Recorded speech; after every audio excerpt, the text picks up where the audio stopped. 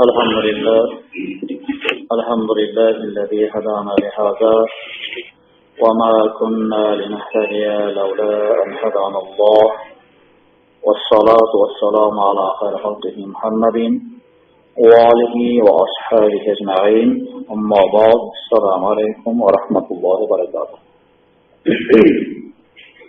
Muhtaram cemaatimiz, siz bilan biz avvalgi jumada namozdan keyin o'qiladigan zikrlar bobida Oyatul Kursi oyatini o'qishlik Payg'ambarimiz sollallohu alayhi vasallam hadislari bilan so'zi bizga mustahab bo'lib kelgan amal ekanligi to'g'risida gap o'tkazgandik. Va biroz bo'lib bu oyat karimamizni hadislarda keltirilgan fazilatlari va ulamolar tomonidan keltirilgan fazilatlari haqida gap yurgizib, ma'nolari bilan ham Xudo xolisa tanishib chiqamiz degandik. Ma'noda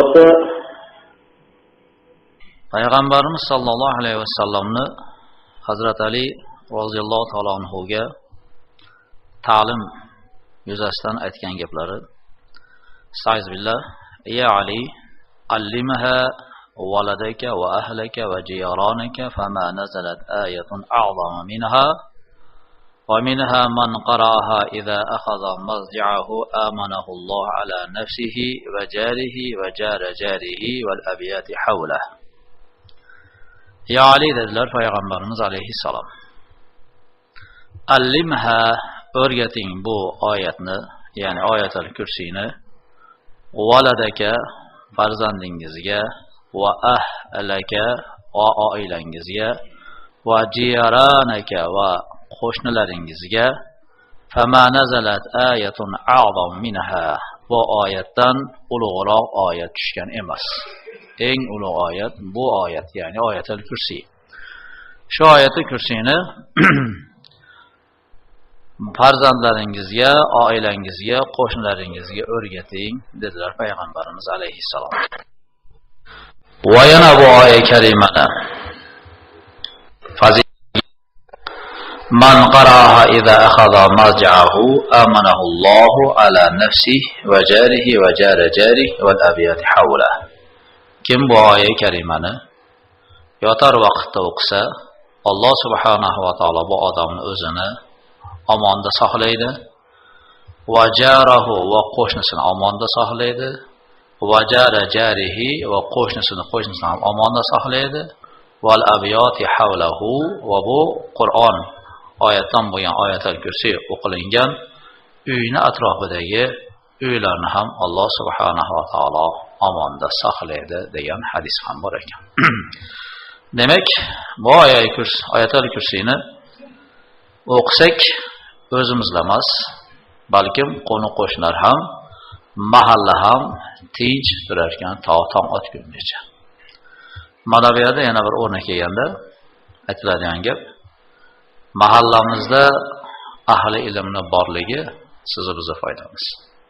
Mana shu odam Xudoy taolo iltijo qilib turadi. Alloh subhanahu va taolodan har bir narsani tinchligini, vatanni, oilani, mahalla ko'yni tinchini so'rar ekan, albatta bu sizni biz haqqimizga bo'layotgan duo bo'ladi. Ba'zi birlar bor, kim bo'lib qopti deydi. Shu kim bo'lib qopti degan gapni zitiga mashiga. Bu siz bilan bizga ahli ilm shu narsalarga rioya qiladigan muxlis odam bizga kim bo'lib qopti emas, balkim qalqon bo'lib qoldi.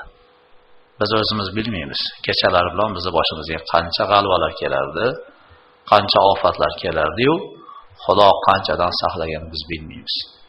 Yurib bir ish bo'lib qolib, Xudo bir saqlabdi deb qo'yadi odamlar. Xudo bir saqlamaydi, Xudo milliard saqlaydi. Adadsiz saqlaydi. Shu saqlaganlardan bitta yarimtasini biz sezib qolib, Xudoga shukr deymiz xolos. Cheksiz saqlaydi Xudo taolo. O'sha saqlovlardan sabab bo'ladigan ishlardan bittasi mana oyat karima ekan. Va minha, yana bu oyat karimani fazilatiga. Sayyidul kalamil Qur'an. Gaplarni ulug'i bu Qur'oni Karim. Har qancha dunyoda hikmat egasi bo'lsin, har qancha olim bo'lsin, so'zga usta bo'lsin, hammalarining gaplaridan Qur'oni Karim ustun keladi. Chunki Qur'on Alloh subhanahu va taoloning kalomi. Va bu Qur'oni Karimda shunaqangi bir Xudo taolo tomonidan berilgan bir fazilat, siz bizga in'om borkin, bu in'omni ba'zi odamlar yuzaki ma'noga qaraydigan odamlar tushunmaydi. Masalan, ba'zilar aytadikin, bu Qur'oni Karimdagi bir oyatlari bor, shu oyatlarni o'qisa savob bo'ladi. Shu shifo oyatlari bor, shu oyatlarni o'qisa shifo bo'ladi. U oyatning ma'nosini bilish kerak, mazmunini bilish kerak. Hamma oyat ham shifo bo'lavermaydi, hamma oyat ham o'qisa savob bo'lavermaydi. Masalan deydi. Hammamizga ma'lum Masad surasi bor, Tabbat yada. Shu Tabbat yadada Abu Lahabni va uning xotini Ummu Jamilni yomonlagan, mazammatlagan oyatlar bor. Shu oyatni o'qisa nima savob bo'ladi? Abu Lahabni so'rayapti Xudo taolo. Do'zaxi bo'ladi deyapti. Xotinni ham do'zaxi bo'ladi deyapti. Bunda hech bir gap yo'q deydigan odamlar bor. Bu to'g'ri kitob ham yozgan. Shunga o'xshagan Fir'avn alayhi la'nani Xudo taolo Qur'oni Karimni innahu tag'o haddadan oshdi. Bu Fir'avn alayhi la'na deb Fir'avnni yomonlagan oyatlar keladi. Va boshqa kofirlarning haqqilariga Qur'oni Karimda shu do'zax va'idlari bo'lgan oyatlar keladi. Buni o'qigandan savob bo'lmaydi. Chunki bu kofirlarni yomonlash oyati deydiganlar bor. Aqoid, ya'ni ahli sunna va jamoa e'tiqodi shu narsa bo'ladi. Lekin qaysiki oyat o'qilishdan qat'iy nazar Qur'oni Karimdan hammasiga savob bor. Nima uchun desa, Allohning gapi ekanligi uchun savob bo'ladi. Bu Allohning gapi. Endi shu Allohning gapining ichida gaplarida savoblarning darajalari bor. Xuddi hammamiz ham Alloh subhanahu va taoloning bandasimiz. Hammamiz ham bitta yaratgan Alloh yaratgan. Hamma bir, lekin bir bo'lgan insonlarni dunyoda ham oxiratda ham pastda baland qildi-ku Xudo taolo. Hal yastavil lazina ya'lamuna val lazina la ya'lamun deydi Xudo taolo. Biladigan odamlar bilan bilmaydigan odamlar teng bo'ladimi degan savol. Bu javobi o'zi bilan hargiz teng bo'lmaydi. Na dunyoda teng bo'lsin bular, na oxiratda teng bo'lsin. Hech qachon bular teng bo'lmaydi deb Xudo taolo. Xuddi shunga o'xshagan Alloh subhanahu va taoloni gapi ekan Qur'oni Karim. Bu Qur'oni Karimdagi so'zlar hammasi Allohning so'zlari, lekin bu so'zlarni birdan birini farqi bor. Kofirlarga va'id oyatlari bo'lgan oyat karimalarni o'qisak misol 10 ta savob berilsa har bir harfiga. Mo'minlarga bo'layotgan mukofot oyatlarni o'qilganda bu mo'minlarning hurmatidan bu oyatga oshig'i bilan beriladi. 10 ta emas, balkim misol uchun 20 ta berilar. Mo'minlar to'g'risida gapirilayotgan oyatlardan tashqari payg'ambarlar haqida ketayotgan oyatlar bo'lsa, balkim bunga yana qo'shib 30 ta berilar. Chunki mo'mindan payg'ambar afzal. Endi shunga o'xshagan do'zax to'g'ri, jannat to'g'ri aytilayotgan oyatlarning ham farqlari bor. Ana endi shu farishtalar haqida gapirsa Xudo taolo yana mukofot oshishi mumkin. Alloh o'zini qudratidan gapirayotgan bo'lsa, uni mukofoti yana oshadi. Chunki Alloh to'g'rilik ketyapti gap. Allohning qudrati to'g'ri. Allohni o'zini ta'riflaydigan oyat, ya'ni oyat karima bo'lgan bu oyatul kursi Qur'ondagi eng azim deydi. Katta bir oyat karima. Buni savobi boshqa oyatlarnikidan afzal keladi. Yosin surasida afzal deydimi? Yosindan ham afzal keladi. Shuncha mana bu yerda endi tarixiy keltirilayotganda hadisda aytilyaptiki, Sayyidul kalom, gaplarni ulug'i, sayyidi bu Qur'oni Karim. Buni oldiga o'tadigan gap yo'q. Masalan, shu boya aytgan Tabbat yada surasidagi Tabbat yada Abi Lahab.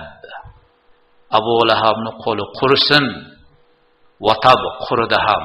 Ya'ni bizda aytilgan gap yer yutsin ham, qurib ketsin, qurisin ham degan ma'nodagi oyat karima bir misol payg'ambarimiz alayhisalom eng insonlarning afzallarimi, butun Xudo taolodan boshqa mahluqotda afzal payg'ambarimiz alayhisalommi, payg'ambarimiz alayhisolatu vassallamni innamal a'malu binniyat, amallar niyatlarga bog'liq degan hadislari bor. Bu hadis hamma hadis kitoblarini birinchi hadis bo'lib keladi. Va mana shu hadisni ulamolar aytadiki, shu hadisni o'zi olamga kifoya qiladi pand va nasihatga. Boshqa gapni keragi yo'q. Agar shu hadis to'g'ri tushunsa odamlar, bu odamlar kifoya qiladi, boshqa gaplarni gapirishga hojat yo'q deydi olimlar. Shunaqa mazmuni keng bo'lgan oyat kerak. Mana shu hadis sharif. Innamal a'mal binniyat. Mana shu hadis sharifdan Alloh subhanahu va taolo tabbat yada degan so'zi afzal bo'ladi. Nima uchun desa bu hadis va oyat. Ma'noda bunda mazmun katta. Unda mazmun shu bitta kofir tepasida ketyapti. Lekin gap kimning gapi dalilida ketyapti? Payg'ambarning gapi bilan Allohning gapi hech qachon teng bo'lmaydi. Tushunarli bo'ldimi? Demak, butun gaplarni ulug'i Qur'oni Karim. Iqror bo'lamiz, ilojsiz. Va sayyidul Qur'onul al-Baqara. Bu Qur'oni Karimdagi suralarni 114 ta sura bor. 114 suraning 113i Bismillahirrohmanirrohim bilan boshlanadi. Bitta Tavba surasi bismillah boshlanadi. Mana shu 114 surani ichidagi eng ulug'i Baqara surasi deyapti. Va sayyidul Baqarati ayatul kursi. Va Baqara surasining ulug'i sayyidi. Bu ayatul kursi.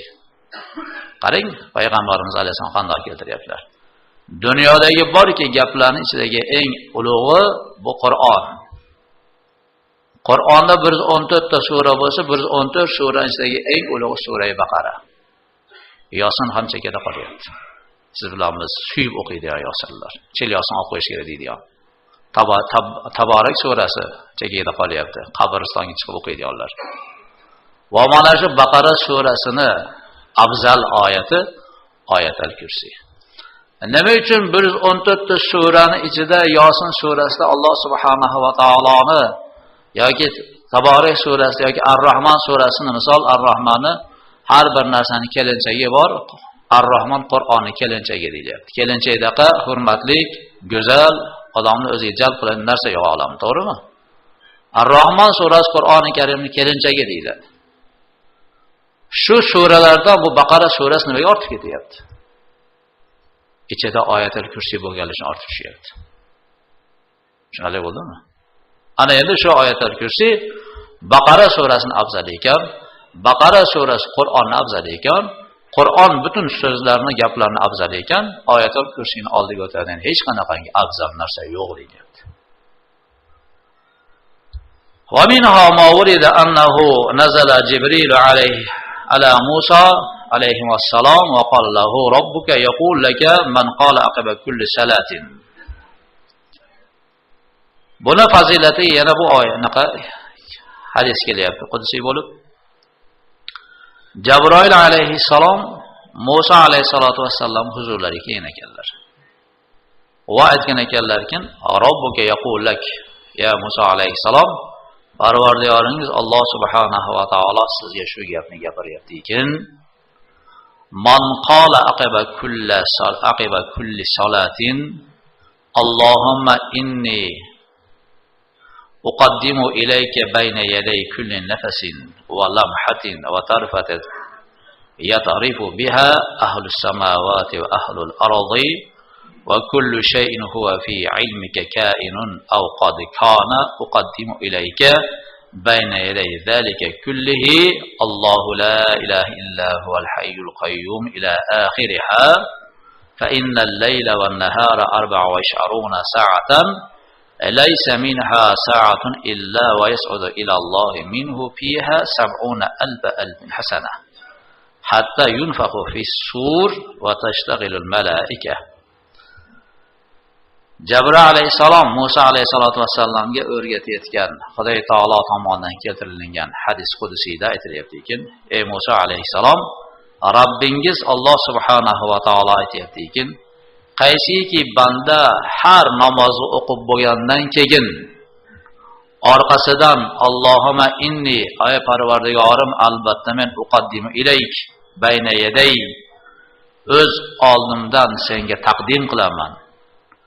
kulla nafasin har bir nafasimdan va lamhatin har bir lamha lahzadan va tarfatin yatifu biha ahlu samawati val ard yerda yashayotgan mahluqot osmonda yashayotgan osmon ahallarining ichida ko'z yumib ochish muddatida kimki nimaiki narsa derkan qay holat turar ekan va kullu shay'in huwa fi ilmika kainun har bir narsaiki seni ilmingda bo'lgan aw qad kana bo'lguvchi yoki bo'lgan ya'ni shu kungacha yaratgan nimaiki narsang bor ekan bilar ekansan o'zing bundan keyin nimani yaratmoqchisan o'zing bilasan o'sha yaratgan va yaraladiganlaringning ichidagi hamma narsasini uqaddimu ilayka bayna yaday zalik kulli mana shularning hammasini nomidan senga men taqdim qilaman Alloh la ilaha illa huval hayyul qayyum deb oxirgacha o'qisa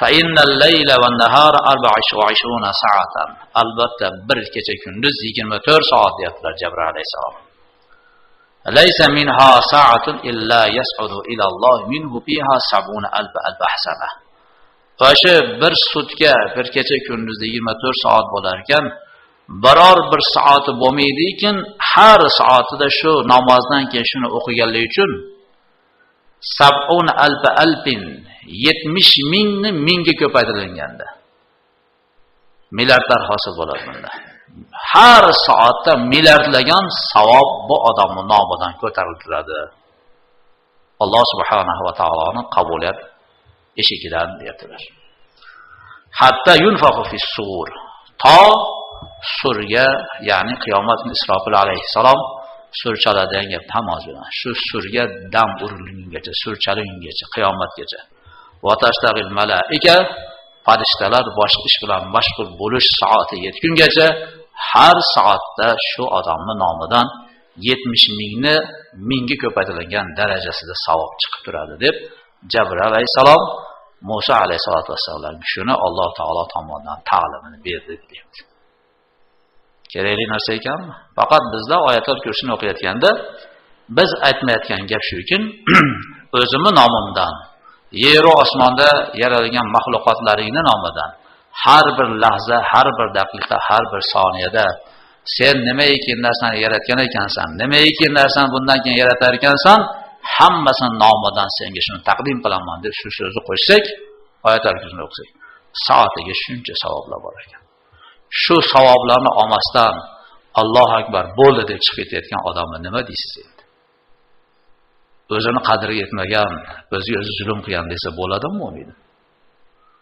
Shuncha savob topa oladimi shashilib chiqish jarayonida bu odam? O'sha do'konning tagida klient ashingda o'tirsin. Do'konda borki tovarini olsin, o'sha chiqishiga yo'q. Shu savobni topadimi shu odam? Topmaydi. Olamni ehson qilsin, topmaydi bu narsani. Alloh subhanahu va taolo mehribon zot siz bilan bizdan arzimagan daqiqalarni so'rayapti. Bandam shu 1 minut, 2 minut sabr qilib shuni o'qib qo'y. Odam alayhisalom yaralgandan to qiyomatgacha bo'ladigan bandalar topa olmaydigan savob senga beraman deyapti. Bu xuddi shu savob. Soatingga beraman deyapti. Milliardlagan savobni. Banda ya xudo bizga kerak emas. Ikki tomonga salom berdi. Qarzim yo'q sendan. Kedaveradi. Shashil, hadi ish shashilish deb qo'yadi. O'sha shashilmagina baribir shashilib boradigan yerimiz go'r. Borib taqaladigan joyimiz Xudoy taoloning huzuri. Alloh subhanahu va taolo doim aytaman-ku, bir banda do'zaxga bo'lib kelgan bo'lsa, men uni do'zaxga solishdan vala uboli deydi. Parvo qilmayman deydi. Pinagim buzilmaydi, bizcha qilib aytganda bu gap. Do'zaxga solishim pinagim buzilmaydi, chunki men uni do'zaxga tushadigan ishlardan o'zini himoya qiladigan sabablarni cheksiz milliardlaganini ro'parasiga ko'ndalan qilganman. Bandam buni qilmasang, buni qil, buni qilmasang, buni qil. Bir umr unga men do'zaxdan saqlanishlikka sabab bo'ladigan, uni nazarida arzimagan ishlarni ro'para qildim men deydi. O'sha arzimagan ishlarga inson vaqt topmadi, ixlos topmadi, fursat topmadi deydi. Abadul abad kuyishlikka o'zi harakat qilib keldi deydi. O'lish hammaga bor bilamiz. Qiyomat borligini hamma biladi. bu ish, bu pul shunchalar odamlarni o'ziga rom qilganki, yaxshiyamki bu pulni go'rga olib ketmaymiz. Yaxshiyamki bu topgan moli dunyo bir go'rni obod qilib yuboradi degan gap ham bir bo'yanmasda. Falon boy o'lgan ekan, piston podshoh o'lgan ekan, shu go'riga tillalardan shu ambarlarni hamma yo'g'ini ashna qilib ko'mgan ekan degan gap bir tarixda ham bo'lganmasda. Bir mayli tilla zarlar chekida tursin, oq shurub bo'lgan kapanni o'rniga qizildan baxmal qildi degan eshitganmisizlar? Va bolalari millioner ekan, boyvachcha ekan bolalari. Dadamning boshi turpoqqa yotganda turpoqni devalab qo'yadi, boshimiz qibla tomonga qarab. Burilib ketadi. Dadam rahmatlik biz shunchalik qilgandi, boshiga turpoq qo'ymayman deb bir paryost qo'yib qo'ygan ko'ryapsiz. Paryosti tugul, mashinani spinkasi bor, shuni tiqib qo'y. Qilmaydi. Qilgan taqdirda ham chiqartirib yuboriladi. Mumkin emas bu narsa. Qolib ketar ekan shu narsa. Birda men etishda shu gapni gapirsam, odamni chichalab qo'ygan. Etishda emas, Mavlonaga rahmatning janozasi aytganman shu gapni. Sassiq tursigini ham yechira oladi desa, degan. Kiygizib qo'yadimi? O'yla o'zing insofing bilan. Sassiq tursigingga ham qodir bo'lmaysan o'lgan, uni ham tortib oladi bolalar. Yechirib oladi shuni ham. O'shunga ham ravo ko'rilmaymiz. Qab yalang'ochga olib borib qo'yiladi. Bizga nima sotadi ekan? Mana shu oyatlar sotadidan ekan. Ixlos bilan o'tirishini qilsak. Buni ixlos bilan qilishimiz kerak. Har bir narsani qilayotganda, pul topayotganda, bir mehnat qilayotganda, tomni yopayotganda, tomni 10 mingga yopayapman, 10 mingga qo'y olsam, qo'yim chiqsa, uni qilsam, buni qilsam deb, tug'ilmagan narsalarga qoziq oqib reja tuziladi-yu. Ana shu bilan unga hayol surib, tapa-tapa bitta katta tom yopib qo'yim, bilmay qoladi, optoldi jaziramani. Pul ishqida. Haftalab yuradi, optoldi turadi.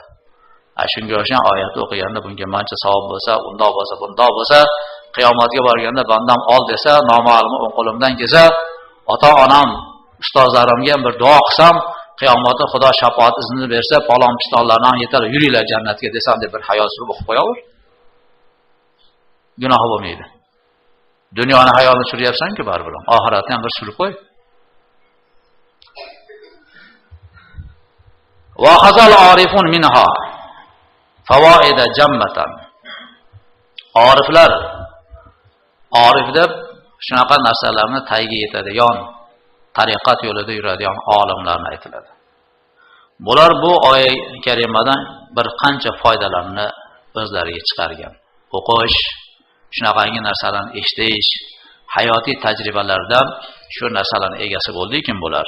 O'shalardan chiqayotgan gapdan bittasi man qara'aha aqiba kulli salatin 14 iddata fusuliha ahabbahul alamul ulavi wasfali. Kimki deyaptilar oriflar, har namozdan keyin 14 marta, bu oyatda 14 bo'lak bor. 14 bo'lagichalik har Qur'onni qana namozdan 14 bo'lakka o'qisa, 14 marta o'qisa, bo'lagini sonicha.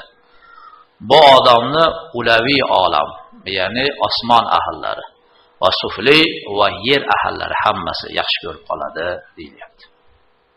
14 ta fasl bor, bo'lak bor.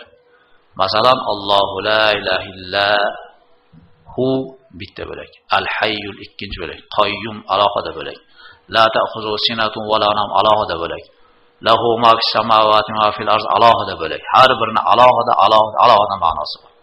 Shunaqa 14 bo'lak bor deyapti. Shu 14 bo'lagi uchun 14 marta o'qilsa namozdan keyin osmon ahllari, yer ahllari bu odamni suyadi deyapti. Oriflarning gapi bu. Wa man qara'a iddata rusul 13 farajallohu anhu wa azala anhu ma yakruhu. Kimki payg'ambarlarning sonichalik o'qisa bu oyat karimani, payg'ambarlarning sonlarini 313 ta keltirilyapti. Bizlarda Qur'oni Karimda keltirilgan payg'ambarlarning soni 30 ta deyiladi.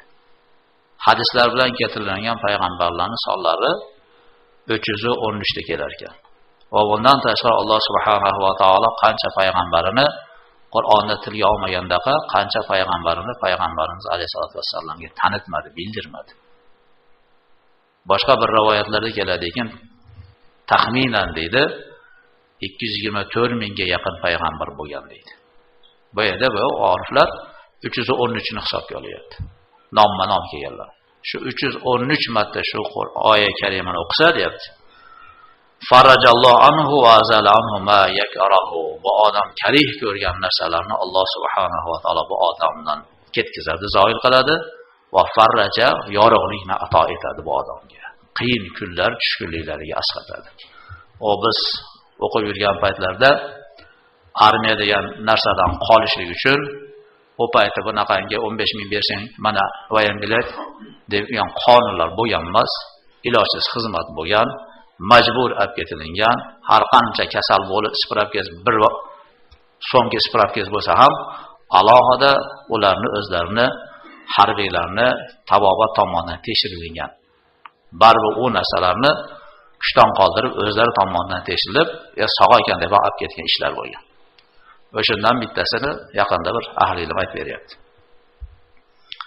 Buxoroda o'qiganimizda deydi bu odam endi aytmaydi. Bizni deydi Buxoroga olishlik uchun oltin medalda bitirish kerak bo'lgan. O'sha paytlarda Sovet davrida 2 yilda bir abituriyent olingan. O'qigan odamning soni 30 ta bo'ladi. Oshib ketsa 40 ta bo'ladi. Bu SSRdan 2 yilda bir 40 ta odam olinadi. Bu qancha musulmon bor o'sha paytda SSRda. Bular yana oltin medal bilan maktab bitirgan bo'lishi kerak sharti bor. Armiyada bitirib kelgan bo'lishi kerak degan sharti bor bu paytda. O'qib o'tmaymiz, masu chiroyli usulda o'qishlikni hamma yo'llar bekitilgan. Qaysi ahli ilm oltin medalga bitiradi? O'sha maktabda yaxshi o'qigan bittasi menman. 10 sinfgacha o'qiganimda oltin medal olardim men. 8 bitirganman. O'sha 10ni o'sha o'qib kelgan odamlardan bittasi rahmatlik Jaloliddin hoji aka dadamizga aytganki, bu o'g'ling 10ni oltin medal bilan bitirib, armiyaga borib kelib, 2 yilda bir bo'ladigan Buxorodagi naborga to'g'ri kelib, ol qulim desa, bu bolang 25-27 kirganda u yerda mulla bo'lib keladi. Agar xo'p desang, bizning tanishlarimiz bor, 8ni bitirsin, armiyaga ketgungacha mulla bo'lib qoladi deb biz hujraga jo'natirgan. Tavsiya qilib. Lekin 8 apil-tapil 7ni bitirilgan-u, 8 bilan ishimiz bo'lmay qolgan. Undan keyin shu hujrada yurib, haqiqatan armiyaga ketgungacha yetadigan joyga yetdik. Alhamdulillah. Ana shu vaqtda o'qiganlardan bittasi aytayapti-ki, meni deydi, o'sha kechqurun deydi, ko'rpaga siyib qo'yadi degan qaror bilan deydi armiyadan olib qolinishlik uchun Buxoroga deydi masjid dokument qilib berilgan deydi. Nigonni borsa armiyada siyib qo'yadi, qo'pol qilib aytgandi. Shu komissiyaga meni chaqirdi deydi. Shunda olib ketib qoldi, ya'ni bizni olib ketganda olib ketib qoldi ekan. Olib ketib qolib deydi, komissiyaga qo'ydi deydi. Spravkalarim bor deydi, tasdiqlangan deydi. Qarab turdi, yevriydi deydi. Ko'ramiz, tekshiramiz. Haqiqatda siyg'oq bo'lsa operatsiya qilamiz, 1 million qilib armiyaga jo'natamiz deb deydi. Yerga olib kelib qamadi deydi. Xuddi bir qamoqxonasiga o'xshagan deydi. Tushklarimni oldi deydi. Operatsiya tayyor qildi, ertaga operatsiya qilaman dedi. Endi Xudoga shuncha yig'layapman-ki dedi. Ya Alloh, men o'qigani kelgan talabim bo'lsam, hamma narsa senda bo'lsa. Dedi, endi men shu operatsiya qilib yuboradi kecha, yig'ladim deydi. Toba chiqadigan joy topmayapman deydi. Qarasam dedi, o tepada deydi, o'sha rishotkani deydi, porishga ochadigan joyiga qarasam deydi, aqlim yetyapti yerdan, sig'ishimga deydi. Qorong'i tushganda ashadan qochganman deydi. Qochib deydi, biror ishga solib deydi, o'sha deydi tanishlar deydi, katta anaqa ta'sirli odamlar deydi, Qur'on chiroyli o'qiganligi uchun o'sha deydi menga muxlis odamlar bor ekan deydi. Ana shular deydi, eplab deydi, men armiyadan olib qo'ygan, o'shalar sabab bo'ldi deydi. Kechasi bilan deydi, Yasin yig'lab chiqib yurib Qur'on o'qiganman deydi. Shuna bo'lib qolib qolganman deydi. Manaqa davrlar bo'lgan. O'sha davrlardan bittasida biz ham armiyadan qolish uchun baribir xizmat qildik. Salatan tunajinon 1000 marta o'qib deb o'tirib olib o'qib chiqardik. Xudo bizni nigonni qilib komissiya qilib yuborsin, qolib ketaylar armiyadan deb. Manaqa kunlarni ko'rganmiz. Bu hozirgi sizlar hech narsani ko'rmasdan oyoqxonda solayotganlar, undan keyin biz xafa bo'lib ketamiz. Sen nima qiyinchilikni ko'rdingkin? o'tirib olib domlalar ishlamaydi. U ilmsiz, bu deb analiz qo'yasan sen. O Sovet davrida o'qishga yo'llar to'silgan paytda o'qigan odammiz biz. Bugungi kunda hamma yoqqa yo'l ochiq. Xohlagan tomonga borib o'qib kel deyapmiz. O'qiy olmayapsiz. O'z Sovet davrida qochib yurgan mulla sizni bugungi kunda chet elda o'qigan mullangizdan yaxshi turibdi-yu. Uni e'tiqod sizgidan yaxshi turibdi-yu. Sovet davridagi mullalar hech kim buzgan-yu, hech kimni to'stopolon qilib ahmoqni chiqarib anaqangi noqota bo'lgan voqealarga o'xshagan O'zbekistonda bo'layotgan voqealarga sabab bo'lgan emas, u Sovet davrida o'qigan mullalar. Hammasi odamlarni ibodatga targ'ib qilib, hidoyat topishiga sabab bo'lyapti bular. Bugungi kundagi o'qiyotganlar nima qilyapti? Ayrim birlar. Bema'nilikka sabab bo'lyaptimi? Xo'p, mazmunga qaytadigan bo'lsak, mana shu Oyatul Kursiyni 313 marta o'qisa, bu odam xohlamayotgan, karih ko'rayotgan narsalardan Alloh taolo bu odamni xalos qiladi deb oriflar ham gapirgan ekan. Va minhum man qara'aha adada hurufiha wa hiya 170 harfan la yatu manzilatan illa wajadaha wa la sa'atan illa nalaha wa la farajan min sa'ir shadaid illa hasala. Kim bu oyatni harflaricha shu oyat karimani qaytarib o'qisa ixlos bilan. Bu oyatni o'zi bir oyat bo'lgan bilan harflari 170 ta harfi bor deyapti. 170 marta ixlos bilan shu Oyatul Kursiyni o'qisa deyapti. Bu odam bir manzilga boraman degan bo'lsa, o'sha manzilni istayotgan bo'lsa, misol adashib qoldi. Topa olmayapti bir joyini. Shuni 170 marta o'tirib o'qisa, o'sha istayotgan joyini topadi deyapti. Wala sa'atan illa nalaha. Bir kengchilikni, bir sharoitni tang holatga tushib qolgan bo'lsa, ey Xudo, men ham bir odamlarga shafoatlanjam, bir keng kavr yashayotgan bo'lsa, Alloh beradi shu kunni deyapti. Wala farajan min sa'ir shadaid illa hasala. Boshqa bir shadid, bu odamga og'ir bo'layotgan hollardan qutulmoqni istagan bo'lsa, hamma narsasi hosil bo'ladi 170 marta o'qish bilan deyapti oriflar. ومنها أن إذا سقي المبطون حروفها مقطعة شفي بإذن الله. Bundan yana bir ish deyapti. Mabutun ich kasalligi mubtalo bo'lgan odamlar bor deyapti. Masalan, ich kasalligi yani hamma kasal kelib chiqadi. Oshqozon kasal, ichak kasali, nimaiki narsa bo'lsa, shu kasallar. Va bu kasalni alohida ta'rifini keltirib, boshqa kasallar ham, tuzalmas kasallarga ham sabab kasal degan olimlar ham bo'lgan. Mabtundan olsa batın degan so'z. İchki kasallarga shifo topolmaydi. Odamlar bor-ku, diagnoz qo'yolmaydi vrachlar. Diagnoz qo'ygan taqdirda berayotgan muolajalar ta'sir ko'rsatmaydi. Mana bundan qanday odamlar deyapti.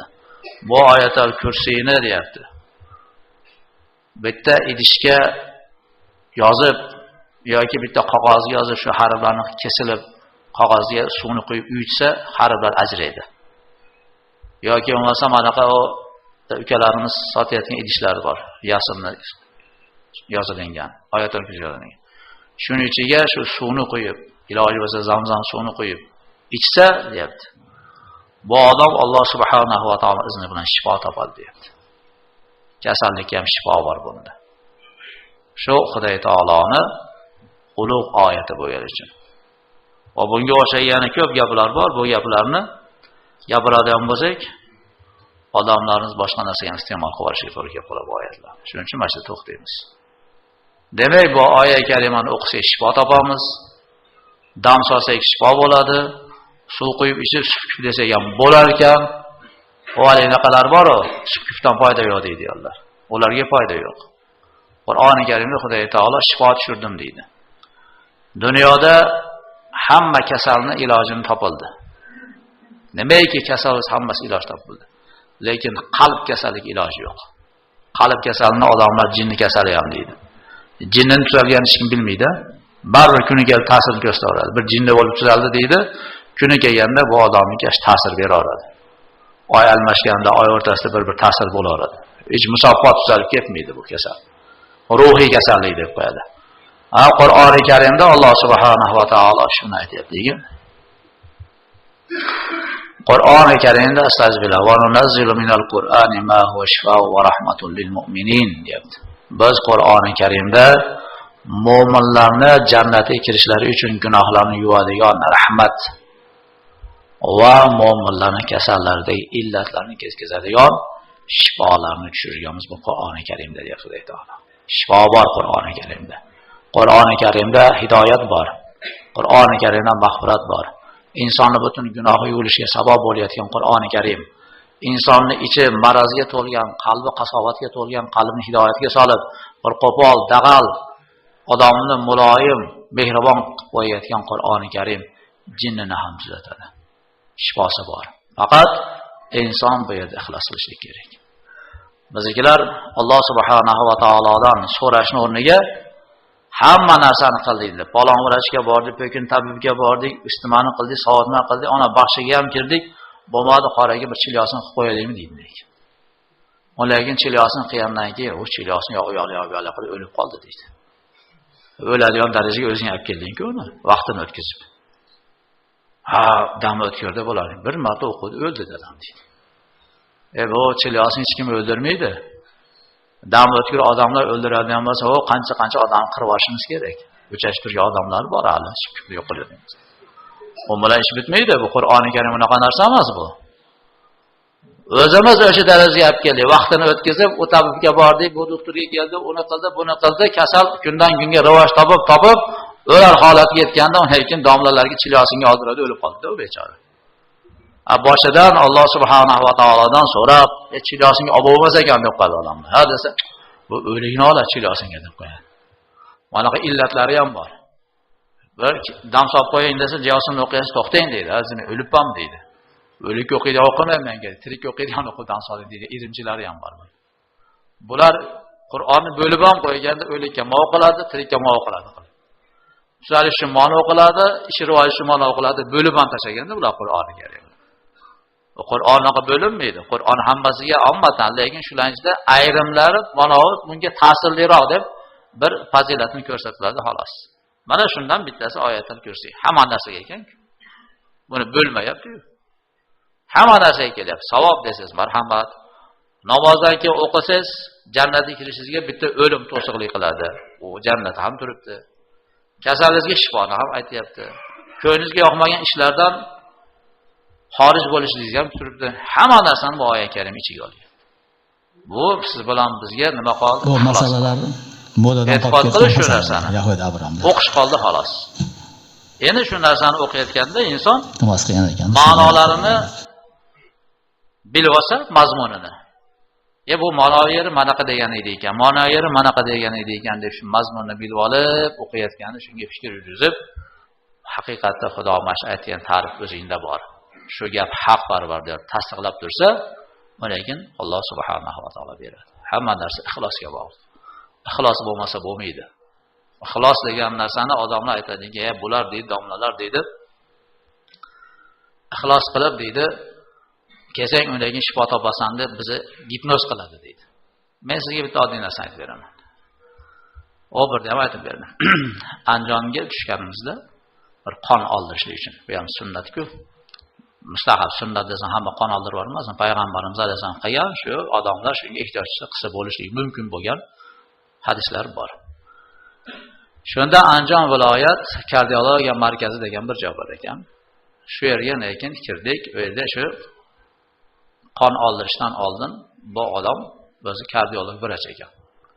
Qon tomirlarini ushlab ko'rib, sizga mana yerdan qon olish kerak, sizga olmaslik kerak, sizga bu deb oldin tavsiya qilib, tashxisini qo'yib, diagnoz qo'yib. Keyin lekin tilarkan bizniki o'sha shaq qilib gupni so'yib qo'ya olmas ekan. Hamma yog'ini ko'rib, uni keyin tushsa, qoidasi tushsa, uni keyin aytar ekan. Shunda bir rus xotin o'tiribdi. Rus xotin o'tirib turib, tomirini ushladi, uni keyin bu xotin savol ham beryapti. Men yonida o'tirib eshityapman. Shunda vrach aytayapti ekan, siz deyapti, hozir hayajondasiz deyapti. Siz deyapti, qachoniki deyapti, uyingizga borib deyapti. Mana shu yerga kelsam shifo topaman deb, dasturda namerini keling deyapti. Keyin bo'ladi. Hozir sizga puls deyapti, o'ynayapti. Mumkin emas sizga deb, biz sizni hozir kasal qilib qo'yamiz deyapti. Borib deyapti, damni olib deyapti, fikri bir joyga qo'yib deyapti. Uspagoysa qilib, mana shu yerga boraman, shu narsani qilsa, undan keyin menga shifo bo'ladi degan maqsad bilan keling. Chiqib keting deb ketkizib yuboryapti. Shundan keyin hali odamga jicha menda bir ixlos uyg'ondi. Nimaga deng? Bo'laveradi, yoting. Bitta anaqasi mancha pul. Tayyor klient-ku go'l keldi-yu. Shasha tilib pulini olib qo'ya olmayapti shuni. Pulga qiziqmayapti bu odam. Bu odam shu odamga shifo topishiga qiziqib ketkizib yuboryapti. Sizga hozir ta'sir qilmayman, kasal qilib qo'yamiz siz deyapti. Bu ixlos qil deganga bizda emas, balkim hammada bor. Hatto vrachlar ham aytadi. Palonchi vrach oldiga keldim desa, xirurglar bo'ladi, insoflilari bo'lsa. O vrach otpuskada yoki bugun dam oladi, ertaga keling deydi. Siz qilib qo'yavermisizmi desa, yo'q deydi yo'llari bor. Siz o'sha vrach deb kelgansiz, ixlosi shunda, shifoyingiz shunda bo'la xudo xolasa deb unamaydigan insoflilari ham bor. Qolganlar talashadi, bizni kelinsa olib kelib oladiganlari ham bor. Bu ixlos degan so'zni tabobat ham biladi. Ixlos bu bizning dindagi eng asosiy narsa. Ixlos bo'lmasa ekan, hech narsa yo'qmaydi. Odam o'zi shu narsaga kirib keladi.